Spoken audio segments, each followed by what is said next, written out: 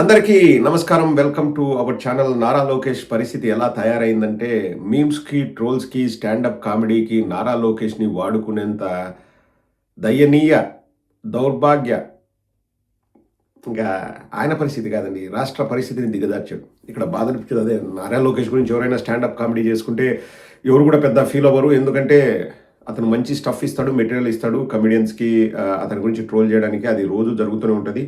అదేం పెద్ద మనకు ఆశ్చర్యం కలిగించదు గానీ, అతని వల్ల రాష్ట్ర పరువు కూడా పోతుంది. రాష్ట్రం కూడా ఒక జోక్ అయిపోతుంది. వైజాగ్‌ని నవ్వుకునేలాగా అతను దిగజార్చాడనే బాధైతే అందరికీ ఉందండి. ఒకసారి ఒక స్టాండప్ కమెడియన్ ఏం చెప్తున్నాడో వైజాగ్ గురించి, నారా లోకేష్ గురించి ఏం చెప్తున్నాడో ఒకసారి వినండి. Vizag. Yeah, oh, dude, fuck, Vizag. I love Vizag, dude. Like, rupee is very powerful there. Yeah. For 1 rupee, you can get like 20 acres of land. Yeah. 1 rupee, you'll get 20 acres of land, right? Like, and somehow these people convince us that that's a great thing for us. Like, oh, they'll create jobs. Before this, we were jobless. Now they'll create jobs. Do job. Yeah. You do job. Yeah. But few days they'll fire you. We have to let you go. Why?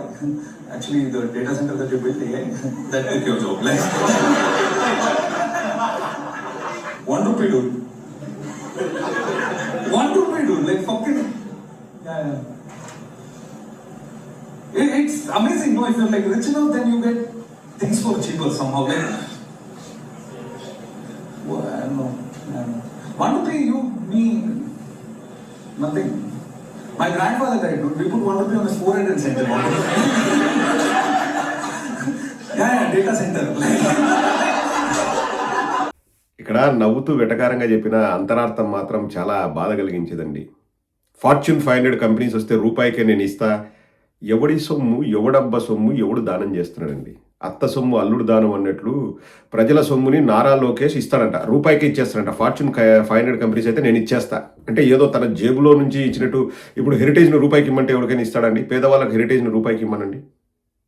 అంటే ప్రభుత్వ ఆస్తులు అంటే పప్పులు బెల్లాలాగా పంచిపెడతారా? రూపాయికి ఎకరం భూమి, అది కూడా ఫార్చ్యూన్ 500 కంపెనీస్ కంట. ఆ వ్యక్తి చెప్తున్నాడు, మీకు ఉద్యోగం వస్తుందని మీరు ఆనందపడుతున్నారా, సంబరపడుతున్నారా? 5 రోజులు ఉంటుంది ఆ ఉద్యోగం. ఎందుకంటే ఆడ పెట్టేది ఏంది? AI data centre. ఆ ఏఐ మీ ఉద్యోగం తీసేసుకుంటుంది, మీకు ఉద్యోగాలు ఉండవు అని. డేటా సెంటర్లలో ఉద్యోగాలు రావండి. అక్కడంతా స్టోరేజు, లేకపోతే వాళ్ళు స్పేస్ కోసం వస్తున్నారు. Plus it takes lot of water. Jaganmohan Reddy గారు అదానితో ఒప్పందం చేసుకున్నప్పుడు ఉట్టి డేటా సెంటర్ మాత్రమే కాదు, ఐటీ సెంటర్ కూడా పెట్టాలి, స్కిల్ డెవలప్మెంట్ సెంటర్స్ ఇవన్నీ పెట్టాలని చెప్పేసి ఆ రోజు ఒప్పందం చేసుకున్నారు. కానీ ఇప్పుడు గూగుల్తో ఫస్ట్ ఆఫ్ ఆల్ ఒప్పందమే లేదు. ఎక్కడ కూడా గవర్నమెంట్ ఆన్ పేపర్ గూగుల్తో ఒప్పందం చేసుకున్నాను ఒక డాక్యుమెంట్ లేదు. నేను గూగుల్ తెచ్చినా అంటాడు, ఉద్యోగాలు ఇప్పిస్తా అంటాడు, రూపాయికి ఇస్తా అంటాడు. ఆ వచ్చే ఏఐ అన్ని ఉద్యోగాలు తినేస్తుంది. ఇప్పుడు బెస్ట్ ఎగ్జాంపుల్ చెప్తానండి. ప్రతి ఒక్కరు కూడా చదువుకున్న వాళ్ళు 10 మందికి మీరు చెప్పాలి. ఎందుకంటే నెక్స్ట్ జనరేషన్ పిల్లలు ఏ కోర్స్ తీసుకోవాలి, ఎందులో మనం మాస్టర్స్ డిగ్రీ చేయాలి, లేకపోతే బ్యాచిలర్స్ డిగ్రీ చేయాలనేది వాళ్ళకు చాలా అనుమానాలు ఉన్నాయి. ఇప్పుడు చాలామంది కంటెంట్ రైటర్స్ ఉండేవాళ్ళండి. ఇంగ్లీష్ లిటరేచర్ చదివి, లేకపోతే ఎంఏ ఇంగ్లీష్ చదివి, అట్లా పెద్ద పెద్ద చదువులు చదివి they use to be wonderful content writers. ఇప్పుడు వాళ్ళందరికీ పని లేకుండా అయిపోయింది. నువ్వు ఎంత కంటెంట్ కావాలని చెప్పేసి నువ్వు పిచ్చి భాషలో చాట్ జీపీటీకో, క్లౌడ్కో, ఇంకోటికో ఏఐ టూల్కి ఇస్తే అది నీకు కావాల్సిన 5-6 వర్షన్లు ఇస్తుంది, ఏది కావాలో తీసుకొని. సో కంటెంట్ రైటర్స్కి మొత్తం వాళ్ళ జీవితమే వాళ్ళది సమాప్తం. అంటే వాళ్ళు ఏదైనా చూసుకోవాలి. అంటే ఎలా తయారైందంటే, ఇంతకుముందు బుక్ కంపెనీలు ఉన్నాడు, చాలా పేరు మోసిన బుక్ కంపెనీలు. ఇప్పుడు అంతా ఆన్లైన్ అది లోపల ప్రింటింగ్ చేసేది చాలా తక్కువ అయిపోయింది, ఏది రాసుకునేది ఇదంతా. సో ఆ టైప్లో కాలానుగుణంగా మారుతూ పోవాలి. ఇప్పుడు ఏఏ మొత్తం చేసేస్తే ఇంకా ఉద్యోగాలు ఎక్కడి నుంచి వస్తాయి? ఫార్చ్యూన్ 500 కంపెనీకి రూపాయికి ఇస్తాడంటండి. అంటే వాళ్ళ దగ్గర డబ్బులు లేవనా? ఇప్పుడు రూపాయికి ఇస్తారా అని చెప్పేసి నువ్వు తాయిలాలు ఇచ్చి నువ్వు పిలుచుకొని వస్తే ఇంకా మీ నాయన గొప్పతనం ఏముంది? నేను అడిగేది అదండి. చంద్రబాబును చూసి కంపెనీలు పరిగెత్తుకుంటా వస్తాయి అన్నారు వాళ్ళే ఎలక్షన్స్ ముందు ఊదర కొట్టారు. ఇప్పుడు రూపాయికి ఇస్తారా అండి అని ఏదైనా కంపెనీ వచ్చిందనుకోండి, ఆ రూపాయి కోసం ఆశపడి ఒక 5 ఏళ్ళలో 10 ఏళ్ళలో కంపెనీ నడుపుదాం, 1000 కోట్ల ఆస్తులు మనకు సొంతమైతే మనం తర్వాత వెళ్ళిపోయినా కానీ ఎవడు అడగడు అని వాళ్ళు వచ్చారనుకోండి, ఇంకా చంద్రబాబును చూసి వచ్చినట్లు ఎట్లుంటుంది? అందుకే అతను కామెడీ చేస్తున్నాడు. మా తాత చచ్చిపోతే రూపాయి పెట్టి, అంటే చనిపోయిన వాళ్ళు నుదుటి మీద రూపాయి పెట్టి దాన సంస్కారాలు చేస్తాము అంటే నేను 20 ఎకరాలు పోగొట్టుకున్నట్టే. ఏఐ కంపెనీ అది, ₹1 ఏఐ కంపెనీ వస్తుంది అన్నట్లు వెటకారం చేస్తున్నాడు. అంటే ఇంకా చివరికి నారా లోకేష్ పరిపాలన లేకపోతే వాళ్ళ అబ్బ పరిపాలన ఎలా ఉందంటే ఇంకా మీమ్స్కు ట్రోల్స్కు పనికొస్తుందండి. చాలా హాస్యాస్పదం అండి. రూపాయికి 20 ఎకరాలు ఇస్తా, 30 ఎకరాలు ఇస్తా, రూపాయికి ఎకరం కాదు, ₹1 అన్ని ఎకరాలు ఇస్తాడు అన్నాడు. అది కూడా అన్నాడు. ఇప్పుడు నువ్వు రూపాయికి ఎకరాలు ఇచ్చేటప్పుడు ఇంక నీ గొప్పతనం ఏముంది అంటే నిన్ను చూసి కాదు వాళ్ళు వచ్చేది, మీ నాయన గొప్పతనం చూసి కాదు వాళ్ళు వచ్చేది, రూపాయికి భూమిని చూసి వస్తున్నారు. ఇంకా మీరు ఏం మీ టాలెంట్తో మీరు సాధించినారు రాష్ట్రానికి? ఇప్పుడు గూగుల్ డేటా సెంటర్ తెచ్చినాడని అసలు తీసుకురాలేదు, కానీ లేని దాన్ని గొప్పలు కొట్టుకున్నారే. ఇప్పుడు గూగుల్ లాంటి ఒక కంపెనీని మన ఆంధ్రాలో ఎందుకు చంద్రబాబు నాయుడు స్థాపించలేకపోయినాడు? ఒక మైక్రోసాఫ్ట్ లాంటి కంపెనీని మన ఆంధ్రాలో చంద్రబాబు నాయుడు విజనరీ కదా, ఎందుకు స్థాపించలేకపోయినాడు? ఒక ఐఫోన్ లాంటి సెల్ ఫోన్ను ఎందుకు మన ఆంధ్రాలో తయారు చేయించలేకపోయాడు చంద్రబాబు నాయుడు? ఎందుకంటే టెక్నాలజీకి నేను తాతని చెప్పుకుంటాడు కదా. ఇప్పుడు ఏఐ బయట నుంచి వచ్చిందే, డ్రోన్స్ బయట నుంచి వచ్చిందే, సెల్ ఫోన్ బయట ఎవరో కనిపెడితే మనం తీసుకొచ్చుకునిందే, లేకపోతే ట్యాబ్స్ బయట ఎక్కడో కనిపెడితే మనం తీసుకొచ్చిందే, కంప్యూటర్ బయట కనిపెడితే మనం తెచ్చుకునిందే, మైక్రోసాఫ్ట్ బయట కనిపెడితే మనం తెచ్చుకుందే, గూగుల్ బయట కనిపెడితే మనం తెచ్చుకుందే, శాంసంగ్ ఫోన్లు బయట ఎవడో కనిపెడితే మనం తెచ్చుకుందే, Oppo, Vivo, whatever it is. ఎందుకు మన ఆంధ్రాకు సంబంధించిన ఒకటి కూడా లేదు? మళ్ళీ నేను విజనరీ అంటాడు కదా చంద్రబాబు, అన్ని నేనే కనిపెట్టిన అంటాడు కదా. ఎందుకు మన బ్రాండ్ ప్రపంచ ప్రఖ్యాతి చెందలేదు? మనకు ప్రఖ్యాతి చెందింది ఒకటే, ఎట్లా జాకీలు పెట్టుకోవాలి, ఎట్లా మీడియాను వాడుకోవాలి, ఎట్లా నిస్సిగ్గుగా చెయ్యని దాన్ని కూడా చేసినామని గొప్పలు చెప్పుకోవాలి, డబ్బాలు కొట్టుకోవాలి, గఫాలు కొట్టుకోవాలి. దాంట్లో తప్పితే మిగతా ఏదైనా మిమ్మల్ని అడుగుతాను చెప్పండి. ఇప్పుడు నేను చంద్రబాబు నాయుడు విమర్శించాలనే ఉద్దేశంతో నేను ఈ మాటలు మాట్లాడట్లేదు. ఒక ఆంధ్రప్రదేశ్ నుంచి చంద్రబాబు నాయుడు టెక్నాలజీకి తాత కదా, సన్నపిన్ను ఛార్జర్ అయినా ఆంధ్రప్రదేశ్ నుంచి కనిపెట్టినారా? ఆ విధంగా ఎప్పుడైనా ప్రోత్సహించారా? ఎవడో ఏదో చేస్తే దాన్ని తీసుకొచ్చేది నేను చేసిన అని డబ్బాలు గఫాలు కొట్టుకునేది. ఒక మైక్రోసాఫ్ట్ లాంటి కంపెనీ మన ఆంధ్రాలో ఎందుకు లేదు? ఒక గూగుల్ లాంటి కంపెనీ మన ఆంధ్రాలో ఎందుకు లేదు? ఎందుకంటే తెలివితేటలున్న మన వాళ్ళు ఉన్నారు, పనిమంతులు ఉన్నారు, కానీ ఆ ఇన్ఫ్రాస్ట్రక్చర్ లేదు, ఆ బేసిక్ ఫెసిలిటీస్ లేవు. డబ్బాలు కొట్టుకోవడం, గఫాలు కొట్టుకోవడం, ముఖ్యమంత్రులు, ఉప ముఖ్యమంత్రులు, మంత్రులు విమానాల్లో లేకపోతే హెలికాప్టర్లో వెళ్ళడం. ఎంత R&Dకి, రీసెర్చ్ అండ్ డెవలప్మెంట్కి ఎంత కేటాయిస్తున్నారు? ఎంత బడ్జెట్ కేటాయిస్తున్నారు? ఎంత ఇన్నోవేటివ్గా ఆలోచిస్తున్నారు? గూగుల్ తీసుకొచ్చిన ఇంకా దాంట్లో ఊదరగొట్టుకొని ఆడ ఉండిపోవడమే సరిపోతుంది. ఎవరైనా మన రాష్ట్రానికి వచ్చారనుకోండి, ఎందుకు వస్తున్నారు? ఇలా అందం, ఇలా సందం చూసి రావడంలే, చీప్ లేబర్ అని వస్తారండి ఆంధ్రాకి. ఇంకా వెరీ ఓపెన్, ఇది very open, very cheap labour cost తక్కువ కాబట్టి మన ఆంధ్రప్రదేశ్కి వస్తున్నారు. వీళ్ళు భూములు ఇస్తున్నాము, వీళ్ళ అందం చూసి, వీళ్ళ సందం చూసి కాదు. ఇప్పుడు కియా వాడు మ్యానుఫ్యాక్చరింగ్ యూనిట్ ఎందుకు పెట్టాడు? వానికి లేబర్ ఇక్కడ తక్కువకు దొరుకుతారు, వాడు తక్కువ రేటుకు కార్లను తయారు చేయగలడు. అదే కొరియాలో, మన ఇండియాలో ఒక రోజుకు ఒక లేబర్కి ఎగ్జాంపుల్ చెప్తానండి, 500 నుంచి 1000 రూపాయలు ఇవ్వాలంటే మన ఇండియన్ కరెన్సీలో కొరియాలో 30,000 25,000 ఇవ్వాల్సి వస్తుంది.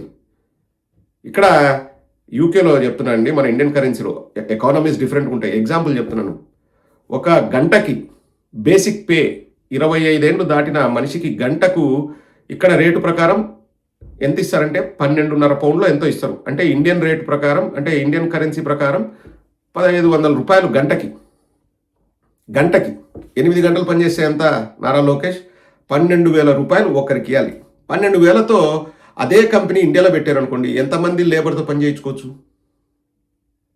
దాదాపుగా 500 ఇచ్చారనుకోండి ఎవ్రీడే, 24 మందితో పని చేయించుకోవచ్చు అదే పని. సో ఆ కంపెనీ ఏం ఆలోచిస్తుంది? ఇక్కడ ఒకరితో 12,000 ఇచ్చి చేయించే బదులు నేను అది ఇండియాలో పెట్టాను అనుకోండి, 24 మందితో నేను అదే పని చేయించుకోవచ్చు అని వాడు ఆశతో, వాడు దుర్బుద్ధితో, వాడు డబ్బులు సంపాదించుకోవాలని వాడు వస్తాడు. ఆంధ్రప్రదేశ్లో మిమ్మల్నో, చంద్రబాబునో, నారా లోకేష్నో ఉద్ధరిద్దాము, బాగుపరదామనే ఉద్దేశంతో వాళ్ళు రారు, ఎవ్వరు కానీ రారు.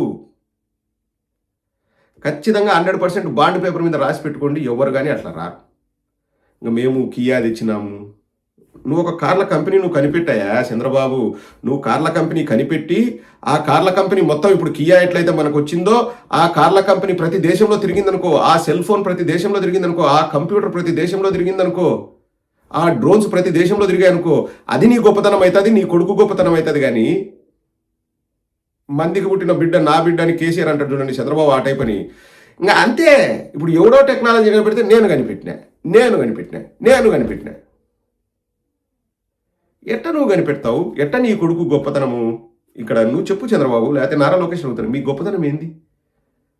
లాస్ట్కు అదాని వాళ్ళు ఒప్పందం చేసుకొని, ఇది నేను బాండ్ పేపర్ మీద రాసిస్తా అండి, నా మీద కేసు వేసినా కానీ నేను భయపడిన బాండ్ పేపర్ మీద రాసిస్తా అదాని వాళ్ళు గూగుల్లో ఒప్పందం చేసుకున్నారని. ఎందుకంటే అదానికి గవర్నమెంట్కి ఒప్పందం ఉంది. 480 ఎకరాలు 6 కంపెనీలకు కట్టబెట్టారు. అందులో 3 అదాని వాళ్ళవి, 3 భారతీయ ఎయిర్టెల్ వాళ్ళవి. గూగుల్కి మన ఆంధ్ర రాష్ట్ర ప్రభుత్వానికి రాగి నయా పైసా ఒప్పందం కూడా లేదు. అదాని వాళ్ళు గూగుల్తో మాట్లాడి వాళ్ళు ఏవో టర్మ్స్ అండ్ కండిషన్స్ వాళ్ళు ఒప్పుకొని వాళ్ళు అన్నీ చేస్తే నేను గూగుల్ తెచ్చిన పుట్టగోసేం కాదు. నేను అడుగుతున్నా మళ్ళా ఇప్పటికి నేను 100 సార్లు అడిగినా రాష్ట్ర ప్రభుత్వం తరఫున ఒక్కరికైనా చీమ కుట్టినట్టు ఉండదు, దున్నపోతు మీద వానమన్నట్టే. ఏమైనా ఇప్పటికైనా ఒక డాక్యుమెంట్ చూపించారండి? మీరే కింద కామెంట్ సెక్షన్లో పెట్టండి. గూగుల్కి ఆంధ్ర రాష్ట్ర ప్రభుత్వానికి ఒప్పందం జరిగినట్టు ఒక్క డాక్యుమెంట్, అధికారిక పత్రం, ఒక జీవో ఉందా? తీసుకొచ్చి నాకు చూపించండి. నేను కూడా ఎగిరి గంతేసి అబ్బా జీవో ఉందని వీడియో చేస్తా. ఉందా? మీరే కింద కామెంట్ సెక్షన్ రాయండి. ఉందా? చూపించమనండి. నారా లొకేషన్ చూపించమనండి. ఉంటే చూపించమనండి. ఒక్క జీవో, గూగుల్కి మాకు ఈ ఒప్పందాలు ఉన్నాయి, గూగుల్ మాతో ఇన్నేళ్ళు ఉండాలి, గూగుల్ ఇన్ని వేల కోట్లు పెట్టుబడి పెట్టాలి, ఈ గూగుల్ ఇన్ని వేల కోట్లు పెట్టుబడి పెట్టకపోతే మేము ఫైన్ వేస్తాము, గూగుల్ని పంపించేస్తాము రాష్ట్రం నుంచి, లేకపోతే ఇది అది what ever it is terms and conditions ఉండి ఒక జీవో ఉంటుంది కదండి, ఒక ఒప్పంద పత్రం ఉంటుంది కదా, లేకపోతే memorandum of understanding what ever you call, ఒకటి చూపించండి. అధికారికంగా గూగుల్ సీఈఓనా హూఎవర్ ఆ కంపెనీ అథారిటీస్ వచ్చేసి ఇక్కడ మన రాష్ట్రంలోని ఆ డిపార్ట్మెంట్కి సంబంధించిన ఒక అఫీషియల్స్తోనో లేకపోతే మంత్రులతోనో సీఎంతోనో పెట్టుకున్న సంతకాలు ఒక పత్రం చూపించమనండి.